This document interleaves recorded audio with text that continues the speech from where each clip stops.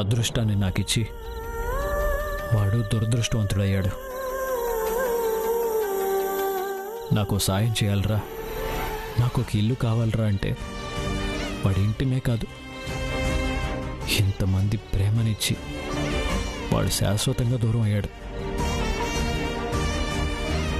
ఆ పార్వతమ్మ గారి మనవడిగా రావటం, ఈ ఇంటి బిడ్డగా అందరి ప్రేమ నాకు దక్కటం, ఇవన్నీ చూశాక నాకు ఈ ఇల్లు వదిలిపెట్టి వెళ్ళాలనిపించట్లేదు. మంచి నిర్ణయం తీసుకున్నారండి. ఈ అవకాశాన్ని దూరం చేసుకుని నానమ్మ నా మీద పెంచుకున్న ప్రేమని తుంచేయలేను బాను.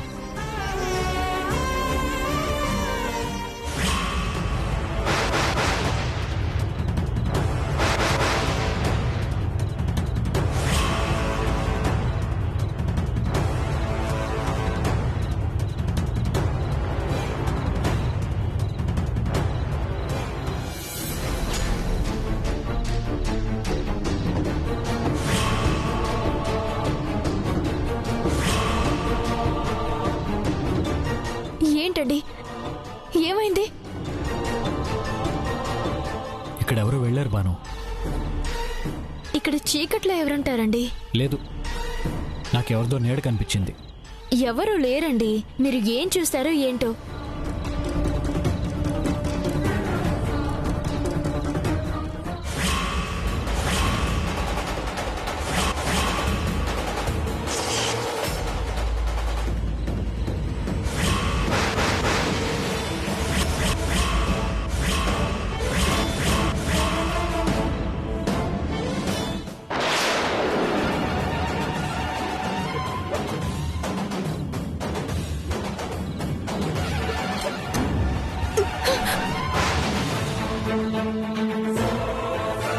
తప్పించుకున్నావురా రఘురామ్. ఏమండి,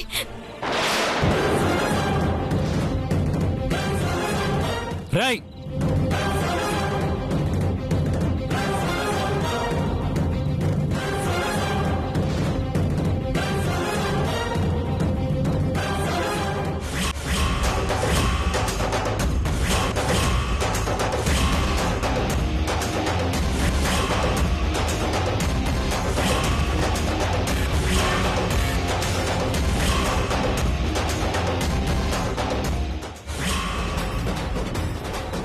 ఏమండి, కాపాడండి. ఎవరైనా ఉన్నారా? హెల్ప్, రండి. ఎవరా నువ్వు? రే వదలరా, ఎవర్రా నువ్వు? రఘు రఘు రఘు రఘు బాబా, ఏమైందిరా? అయ్యో అయ్యో, ఏంటిది? రఘు, అయ్యో అయ్యో బాబా. రఘు, ఏంటి నాన్న ఇది? ఎవడ్రా వీడు? రే, అయ్యో, ఎవరా? రఘు, అయ్యో, వదలరా. ఎవడ్రా వీడు? వదిలిపెట్టను రా, నిన్ను వదిలిపెట్టను. రఘు, ఎవడ్రా? వీడు నన్ను చంపడానికి వచ్చాడు నానమ్మ.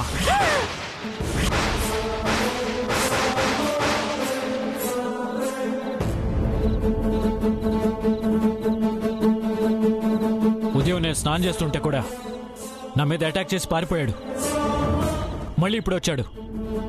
అసలు ఎవడు వీడు? నన్ను ఎందుకు చంపాలనుకుంటున్నాడు? ఎవడ్రా నువ్వు? నా మనవణ్ణి ఎందుకు చంపాలనుకుంటున్నావురా? ఒరే వెంకటరత్నం, పెద్దమ్మా, ఇంకా నిలబడి చూస్తారేంట్రా? ఆ ముసుగు తీయండి. ముసుగు తీరా.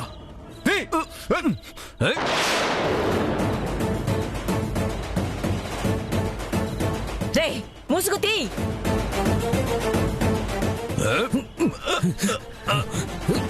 రే పుల్లపాయ్, ఇడిలా మాట్లాడండి కానీ కట్టిపట్టరారా.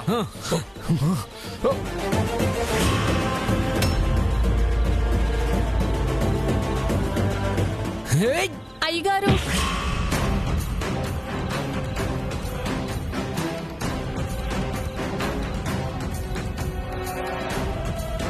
లక్ష్మి, నువ్వేంటి? ఈయనెవరో కాదమ్మా, నా మొగుడే.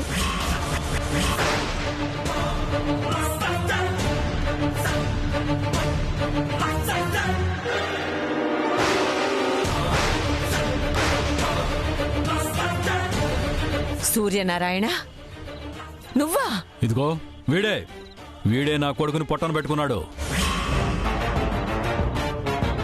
ఎన్నాళ్ళకైనా ఈడు తిరిగి రాకపోతాడా అని నా పగని పెంచుకుంటూ ఈడి రాక కోసం చూస్తూ చూస్తూ జీవోత్సవంలా బతుకుతున్నాను. ఎన్నాళ్ళకి ఈడికి మూడింది, అందుకే తిరిగొచ్చాడు. రేయ్, ఏం మాట్లాడుతున్నావురా? హ?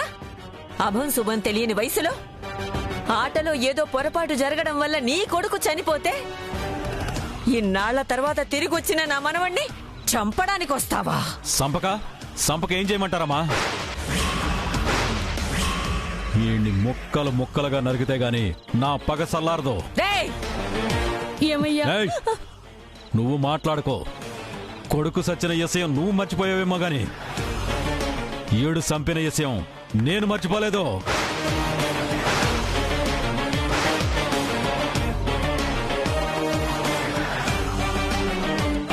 సూర్యనారాయణ, నీ కొడుకు పోయాడన్న బాధ నువ్వు ఇన్నేళ్లు ఎలా అనుభవించావు? నా మనవడు నాకు దూరం అయ్యాడన్న బాధ నేను అలాగే అనుభవించానురా. ఈడు తిరిగొచ్చాడు కదా, మరి నా కొడుకు ఎక్కడా?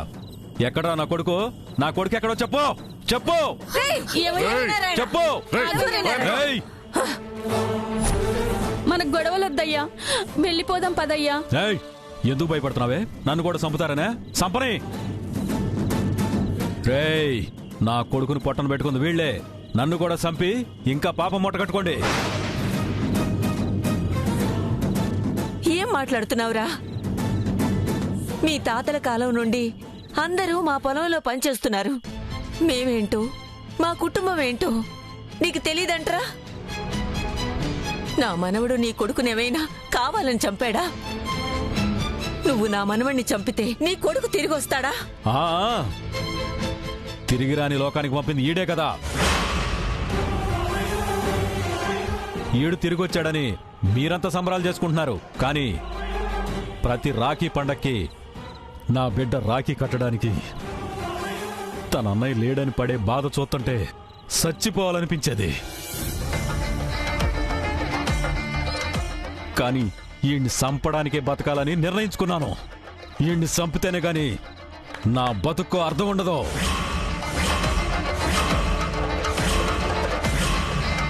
ఏమయ్యా, అలా మాట్లాడొద్దయ్యా. అమ్మా, కొడుకు పోయిన దగ్గర నుంచి ఈ నా బాధల్లో నుంచి బయటికి రాకుండా తాగుడికి బానిసయ్యాడమ్మా.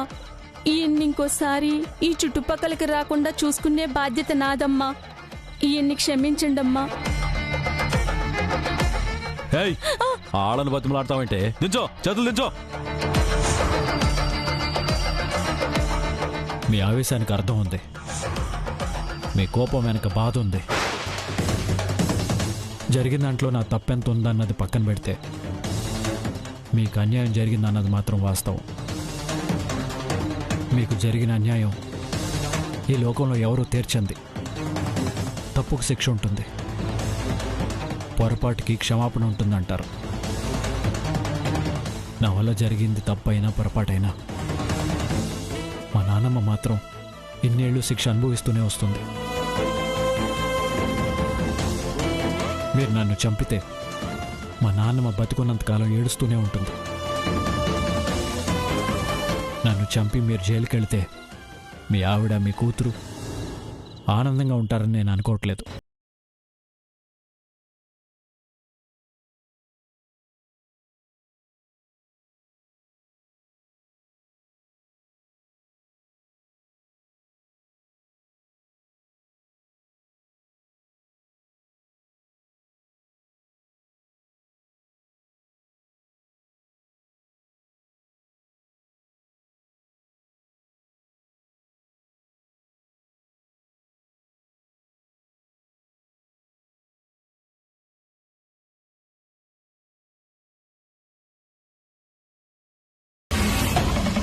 నీకు క్షమాపణే లేదు. ఇప్పుడు తప్పించుకున్నా ఏదో ఒక రోజు తప్పకుండా దొరుకుతావు. నీ చావు మాత్రం నా చేతుల్లోనే.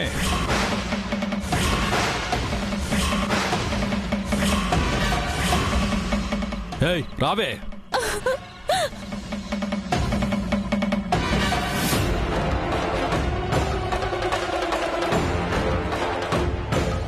వెంకటరత్నం, పెద్దమ్మా. ఎందుకైనా మంచిది ఎస్ఐకి చెప్పి ఈ సూర్యనారాయణ గారి మీద కేసు ఫైల్ చేయమని చెప్పు. అలాగే పెద్దమ్మా. నానమ్మా వదిలేయండి. అది కాదు రఘు, మనం ఊరికే వదిలేస్తే వాడు మళ్ళీ నీ మీదకి రాడనే నమ్మకం ఏంటి? వస్తే నేను చూసుకుంటాలే నానమ్మా. ఇప్పటికే ఆలస్యమైంది, మీరెళ్ళి పడుకోండి. ప్రాణాలు తీయడానికి వచ్చిన వాడిని కూడా క్షమించే గుణం నా మనవడికి ఉన్నందుకు నాకు చాలా గర్వంగా ఉంది నాన్న. మరి ఏమనుకున్నారు మా ఆయన అంటే? చూసారా టీచర్, మా బావ ఎంత గొప్పవాడు.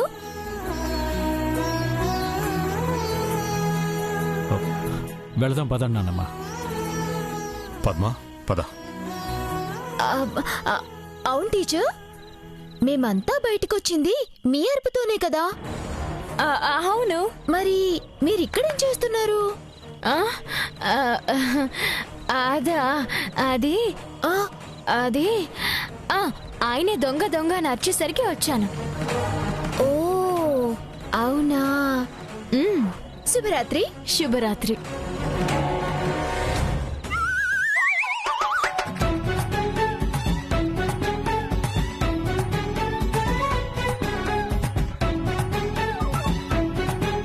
టీచర్ శుభరాత్రి.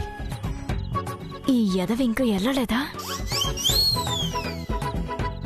నిజానికి ఈ నియోజకవర్గంలో అందరూ నన్నే ఆదర్శంగా తీసుకుంటారు. అంతా వాళ్ళ అభిమానం.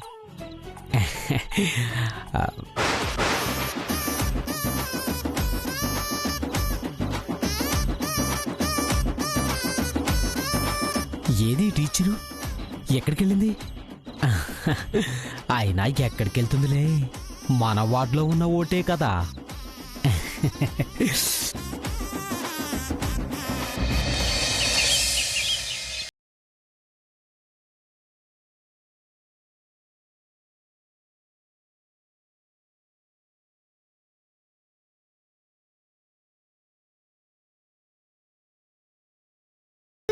టిఫిన్ చేద్దాం పదా.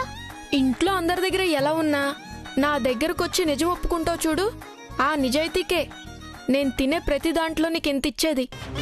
ఈ ఇంట్లో నేను ఒక్కడే తిండిపోతుని కాదు, మనమిద్దరం. ఏడ్చావులే పదా. మంగా మంగా మంగా మంగా మంగా మంగా. అబ్బబ్బబ్బా, ఇక్కడే ఉన్నా కదా, ఎందుకు అంతలా అరుస్తున్నారు? మాకు ఆకలిస్తుంది, తొందరగా టిఫిన్ పెట్టు. నాకు కూడా. ఒక్క నిమిషం కూడా ఆకలి కాగలేరుగా. ఆగు మంగా.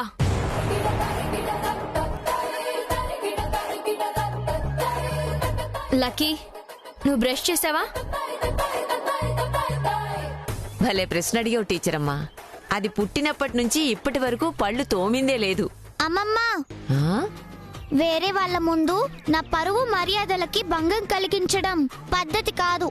చాలేవే, నీ దగ్గర నేర్చుకోవాలి పద్ధతి. ఇక ఈ బాబిగాడు ఏ అమావాస్యకో పౌర్ణానికో స్నానం చేస్తాడు.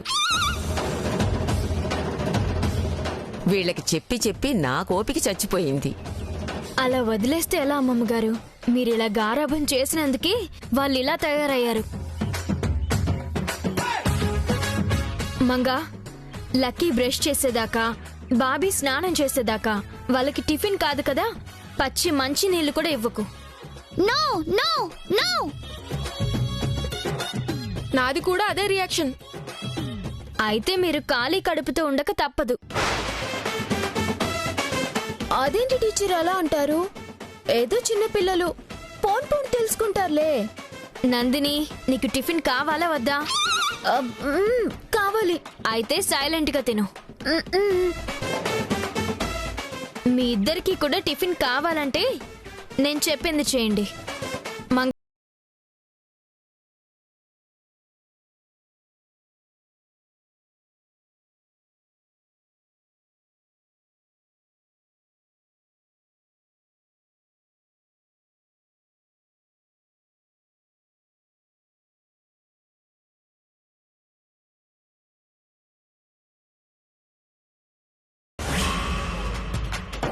పుట్టినప్పటి నుండి ఈ లక్కీ బ్రష్ చేసిందే లేదు, అలాంటిది ఇవాళ టీచర్ నన్ను బ్రష్ చేసుకునే స్థితికి తీసుకొస్తుందా?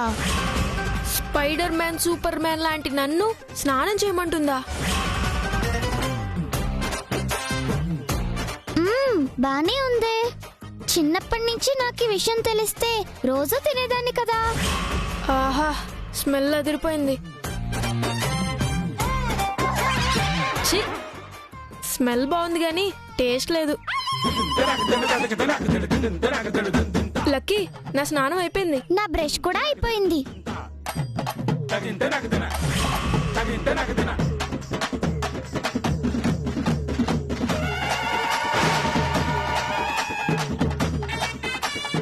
ఏంటి ఏదో అయిపోయింది అంటున్నారు? నా స్నానం టీచర్. నా బ్రష్ కూడా అయిపోయింది టీచర్. కావాలంటే చూడండి టీచర్ నీళ్లు. నా బ్రష్ కూడా చూడండి టీచర్, పేస్ట్ కూడా అయిపోయింది.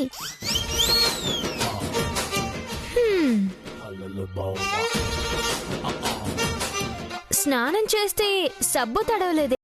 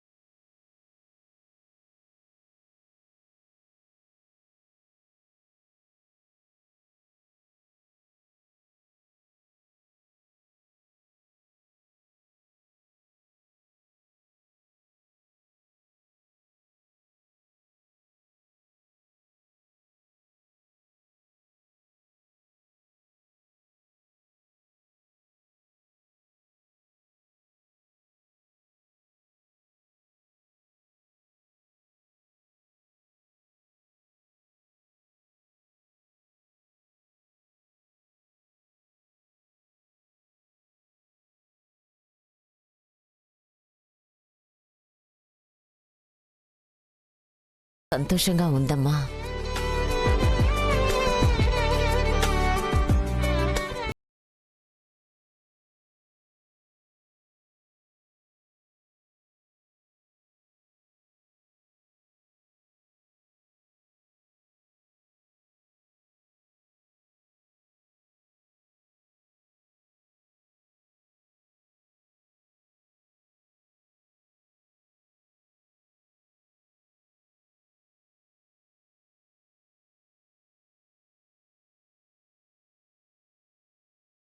ఉండవు. ఒట్టి పిరికి సన్నాసి. అంటే ఇప్పుడు మా ఇంట్లో రఘురాంగా చలామణి అవుతున్నవాడు ఎవడు? రఘురాం కానప్పుడు ఈ ఇంటికి రావాల్సిన అవసరం ఏంటి? ఇంతమందిని నమ్మించాల్సిన అవసరం ఏంటి? అసలు ఎందుకు వచ్చాడు? ఈ ప్రశ్నలన్నిటికీ నాకు సమాధానం కావాలి. ఎలా కనిపెట్టాలి?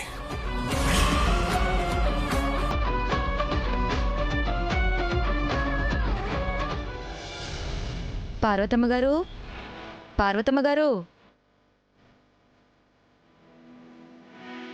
పార్వతమ్మ గారు.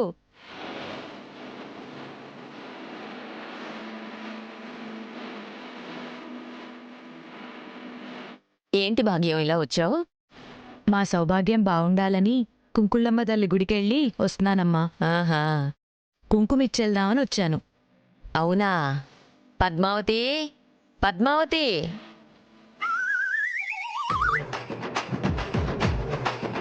ఏంటి నాన్న, ఎలక్షన్స్ ముగిశాక రిజల్ట్స్ కోసం వెయిట్ చేస్తున్నా ఎమ్మెల్యేలాగా ఓ తెగ తిరిగేస్తున్నావు?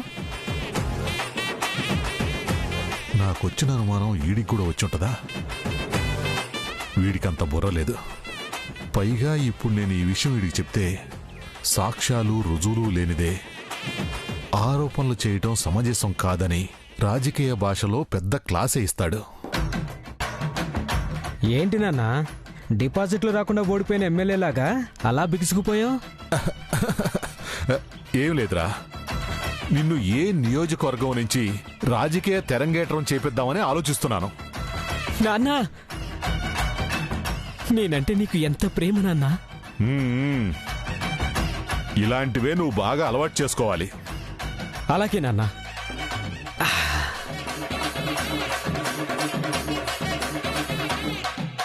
నా అనుమానానికి ఇటు సహాయం తోడైతే బాగుంటుందేమో అనిపిస్తుంది.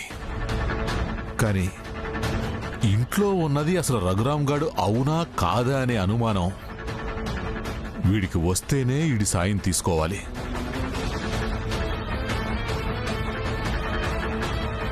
ఈలోగా నేనే ఏదో ఒక ప్లాన్ వేస్తాను.